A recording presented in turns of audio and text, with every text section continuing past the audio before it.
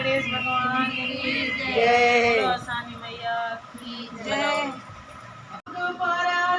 मैया तोहरे आंगन सुहाग बरसे मैया तोहरे आंगन सुहाग बरसे मैया तोहरे सुहाग मैया जैसे सुहाग मैया गणपति सदनवा सुहाग बरसे मैया तोहरे।